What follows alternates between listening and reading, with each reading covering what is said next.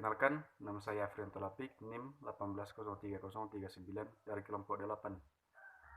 Di sini saya akan menjelaskan neraca energi. Neraca adalah sebuah alat yang digunakan untuk mengukur atau menentukan besarnya massa suatu benda.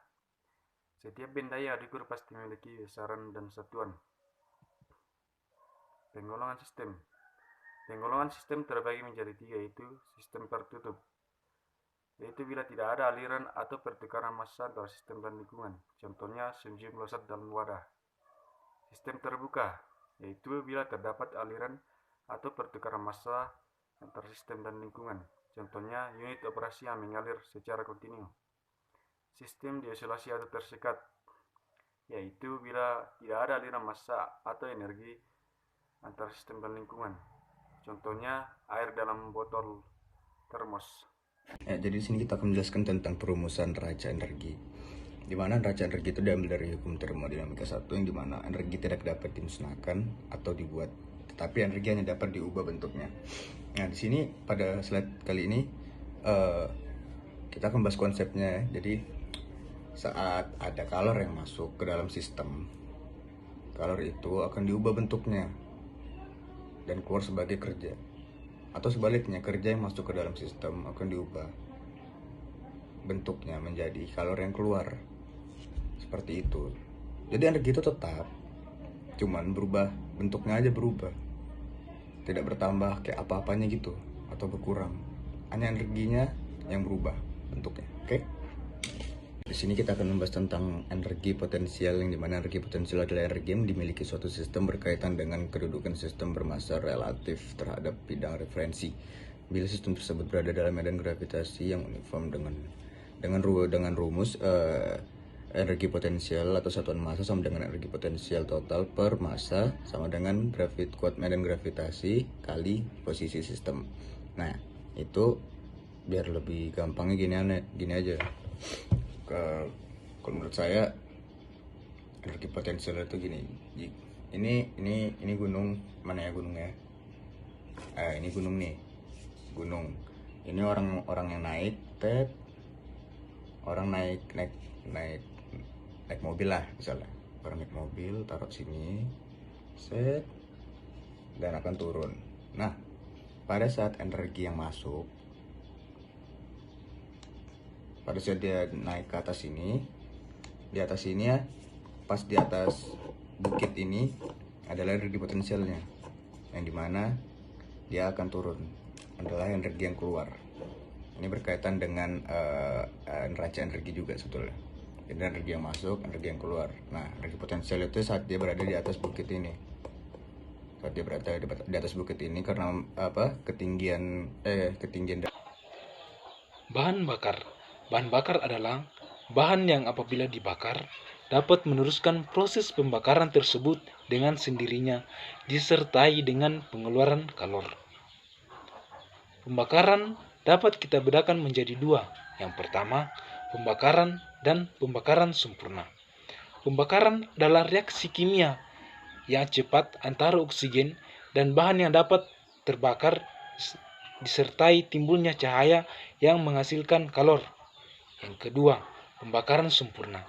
Pembakaran sempurna adalah pembakaran di mana semua konstituen yang dapat terbakar di dalam bahan bakar membentuk gas CO2, air atau H2O, dan gas SO2, sehingga tidak ada lagi bahan yang dapat terbakar atau tersisa. Saya akan membahas materi keistimewaan utama bahan bakar. Energi dari matahari diubah menjadi energi kimia dengan fotosintesa. Fotosintesa adalah proses pembuatan energi yang diperlukan tumbuhan yang dibantu oleh cahaya matahari serta bahan-bahan pendukung seperti CO2, air, dan unsur hara yang berguna untuk kelangsungan hidup suatu tanaman. Contoh, bila kita membakar tanaman atau kayu kering, menghasilkan energi dalam bentuk panas dan cahaya. Kita melepaskan energi matahari yang sesungguhnya tersimpan dalam tanaman atau kayu melalui fotosintesa. Komposisi bahan bakar umum yaitu karbon, nitrogen, oksigen, hidrogen, belerang, dan fosfor.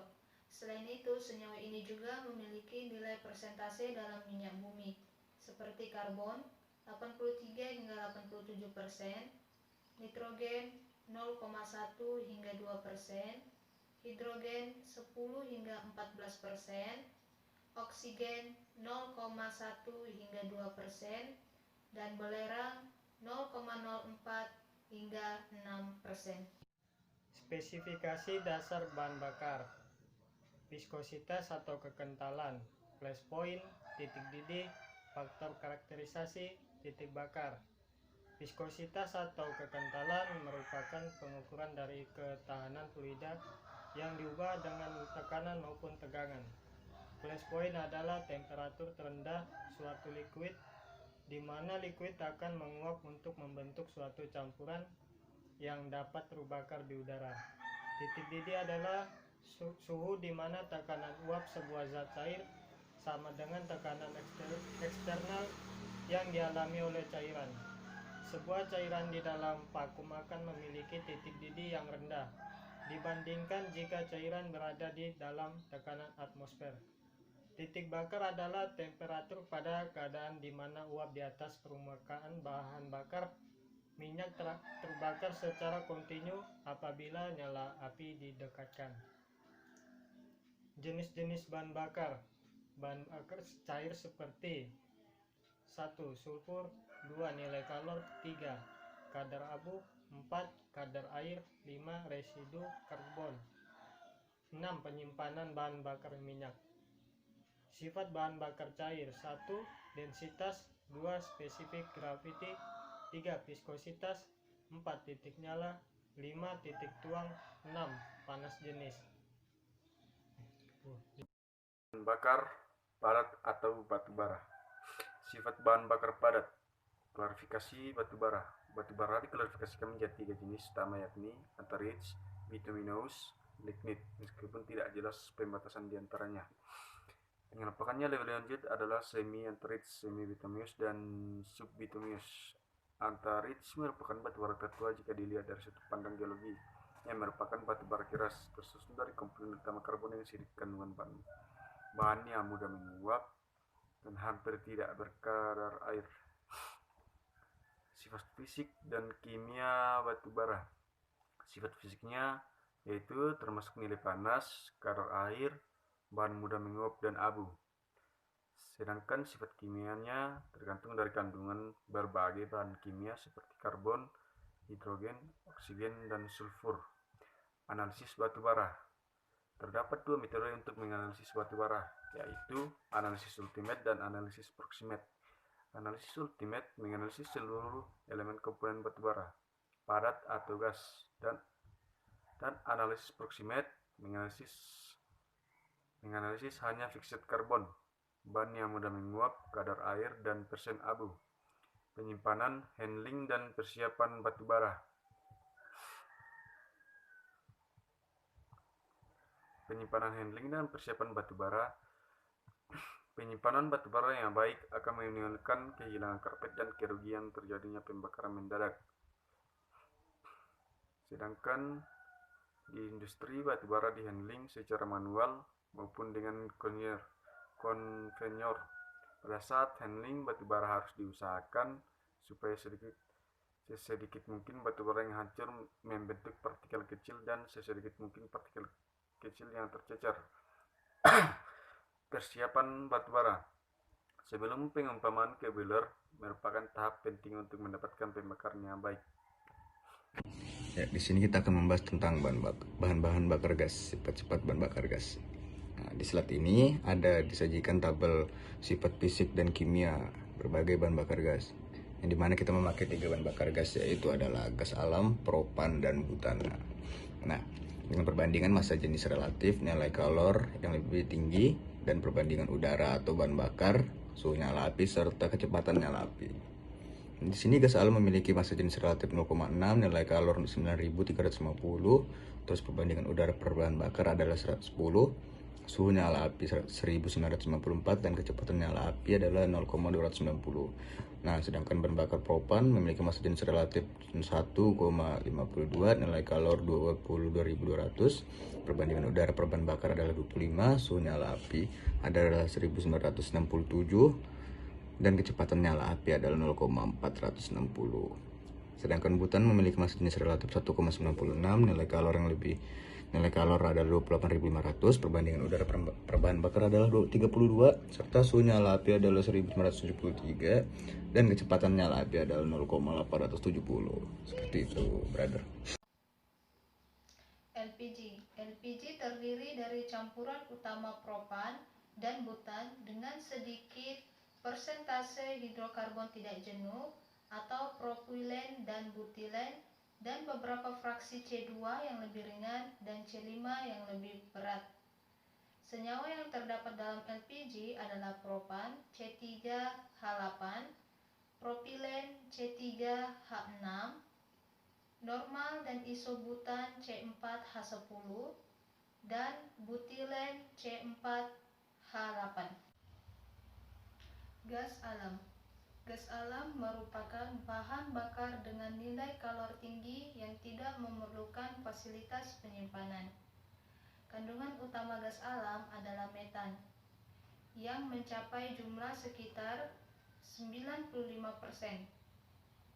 Komponen lainnya adalah etan, propan, pentan, nitrogen, karbon dioksida, dan gas-gas lainnya. Baik, di sini saya akan menjelaskan tabel 10 perbandingan komposisi kimia bahan bakar.